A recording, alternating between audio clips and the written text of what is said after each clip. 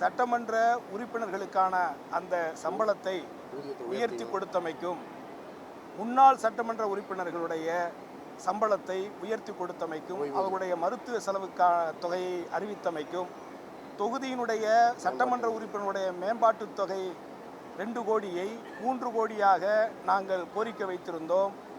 அன்சாரி அவர்களும் தனியரசு அவர்களும் நானும் பலமுறை இந்த மன்றத்திலே கோரிக்கை வைத்திருந்தோம். பல உறுப்பினர்களும் கோரிக்கை வைத்திருந்தார்கள். அந்த அடிப்படையில் 2 கோடியாக இருந்த அந்த தொகை 2.5 கோடியாக உயர்த்தி அமைக்கும், தமிழகத்தினுடைய அம்மா வழியில் நல்லாட்சி செய்து கொண்டிருக்கக்கூடிய, மக்களுக்கான பணியை சரியாக செய்து கொண்டிருக்கக்கூடிய, மக்களுக்கான பணியை சரியாக செய்யக்கூடிய வகையில் இந்த சட்டமன்ற உறுப்பினர்களுக்கும் எங்களுடைய கோரிக்கைகளையும் ஏற்று எங்களுடைய வழி செலவு, போக்குவரத்து செலவு, வாகன செலவு இவைகளுக்கு உதவியாக இருக்கும் விதத்தில் 50,000 உயர்த்தியமைக்காக தமிழ்முன் அன்சாரி சார்பாகவும், தனியரசு அண்ணன் அவர்கள் சார்பாகவும், என் சார்பாகவும், நான் சார்ந்த முக்குளத்தூர் புலிப்படை சார்பாகவும், திருவாடனை தொகுதி மக்கள் சார்பாகவும் நெஞ்சார்ந்த நன்றிகளை தமிழக முதல்வர் எடப்பாடி ஐயா அவர்களுக்கு சமர்ப்பிக்கிறோம். நன்றி, வணக்கம். 15வது சட்டமன்ற பேரவை வரலாற்றில் நாட்டு மக்களின் அன்பை பெற்று அவர்களுடைய பெரும்பான்மை வாக்குகளை பெற்று சட்டமன்ற உறுப்பினர்களாக சட்டமன்றத்திலே பணியாற்றுகிற சட்டமன்ற உறுப்பினர்களுக்கு வரலாற்றில் இதுவரை காணாத அளவிற்கு ஊதிய உயர்வை நம்முடைய மாண்புமிகு முதல்வர் எடப்பாடி ஐயா அவர்கள் இன்று அறிவித்திருக்கிறார். ஏறத்தாழ அரசு ஊழியர்களுக்கு இணையான ஒரு ஊதியமாக இன்றைக்கு அந்த ஊதியத்தை அறிவித்திருக்கிறதுக்காக அதுக்காக முதல்வருக்கு நாங்கள் நன்றி சொன்னோம். அது மாதிரி முன்னாள் சட்டமன்ற உறுப்பினர்கள் வெறும் மாதம் ஒன்றுக்கு ஓய்வூதியமாக வெறும் 12,000 ரூபாய் தான் பெற்றிருந்தாங்க.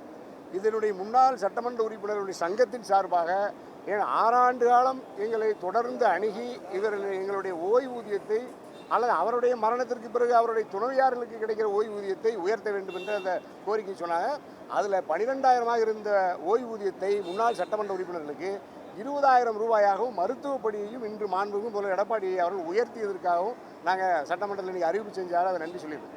அது மாதிரி கொரோனா சட்டமன்ற பேரவைத் தலைவர், துணைத் தலைவர் உள்ளிட்ட நிர்வாகிகளுக்கும் ஊதிய உயர்வு, சுற்று காவலர்களுக்கு, அது நம்முடைய தலைமை காவலரிலிருந்து அவருடைய பொறுப்பில் இருக்க சுற்று காவலரினுடைய பணி கொடையை 50 ரூபாய் இருந்து 100 ரூபாயும், 100 ரூபாய் இருக்கிறது 200 ரூபாயாகவும் கூடுதலாக உயர்த்தி தந்திருக்காங்க.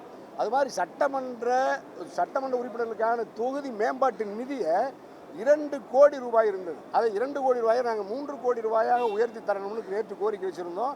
நானும் நம்முடைய சட்டமன்ற உறுப்பினர் தமிழ்முன் அன்சாரி ஐயாவும் அதே மாதிரி நம்முடைய கருணாஸ் ஐயாவோட சேர்த்து பேசணும். ஆனால் இன்றைய நம்முடைய மாண்புமிகு முதல்வர் எடப்பாடி அவர்கள் அதை 2 கோடி இருந்ததை 50 லட்சம் ரூபாயாக கூடுதலாக உயர்த்தி தந்து 2 கோடியே 50 லட்சம் ரூபாயாக சட்டமன்ற உறுப்பினர்களுக்கான தொகுதி மேம்பாட்டு நிதியை உயர்த்தி தந்திருக்காங்க. இதில் எங்களுக்கு என்ன மகிழ்ச்சின்னா, அதாவது எங்களுடைய எஜமானர்கள் மக்கள் தான்.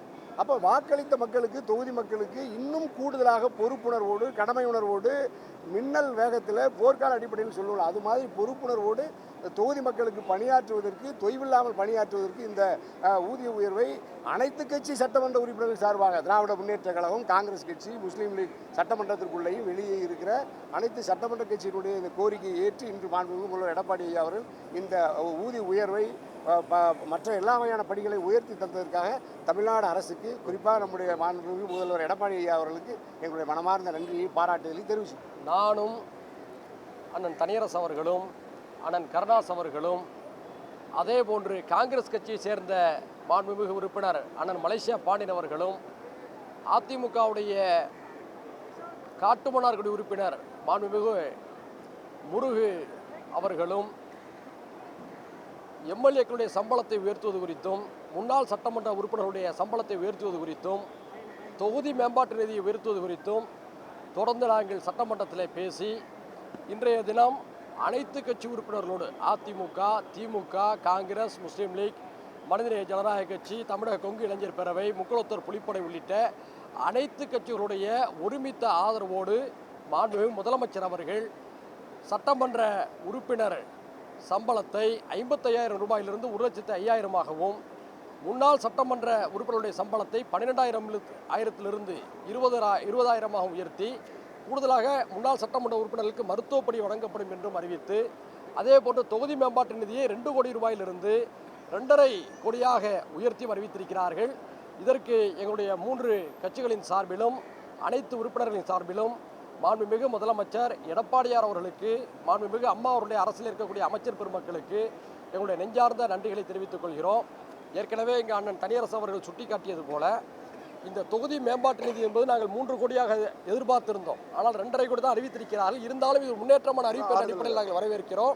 ஏனென்று சொன்னால் கேரளாவிலே ஒரு வருடத்துக்கு தொகுதி மேம்பாட்டு நிதி 6 கோடியாக தரப்படுகிறது. அதே போன்று சம்பளம் என்பது மகாராஷ்டிரா, தெலுங்கானா, டெல்லி, கர்நாடகா போன்ற மாநிலங்களில் 1.5 லட்சத்தை தாண்டி 2.5 லட்சம் வரையெல்லாம் கொடுக்கப்படுகிறது. நாங்கள் அந்த அளவுக்கெல்லாம் ஆசைப்படவில்லை. அடிப்படை தேவைகள் பூர்த்தி செய்யப்பட வேண்டும். ஏன்னு சொன்னோம்னா ஒரு எம்எல்ஏ 30 நாள் தொகுதியில் வந்து காரில் சுற்றுறான்னு சொன்னோம்னா டீசல் செலவு, உதவியாளர்கள் செலவு, ஓட்டுநர் செலவு, இதெல்லாம் பார்த்தீங்கன்னு சொன்னோம்னா சம்பளத்தை விட அதிகமாக போய்கிட்டு இருக்கு. திருமணங்களுக்கு, சாவு வீடுகளுக்கு போயிட்டு வரதே ஒரு பெரிய அளவுக்கு செலவாக இருக்கக்கூடிய நிலையில குறைந்தபட்சம் இந்த செலவினங்களை ஈட்டக்கூடிய அளவுக்கு இந்த 1,05,000 ரூபாய், 1,05,000 ரூபாய் போதுமானதாக இருக்கிறது. இந்த பணம் வந்து எம்எல்ஏக்களுக்கு முழுமையாக போய் சேராது. அவங்களுடைய மாதாந்திர செலவுகளுடைய நஷ்டத்தை ஈடுகட்டும். அந்த வகையில் இந்த அறிவிப்பு எங்களுக்கு மகிழ்ச்சி அளிக்கிறது. மாண்புமிகு அம்மா அவருடைய அரசுக்கு, மாண்புமிகு முதலமைச்சர் அவர்களுக்கு 3 கட்சிகளின் சார்பிலும் மீண்டும் நெஞ்சார்ந்த நன்றிகளை தெரிவித்துக் கொள்கிறேன்.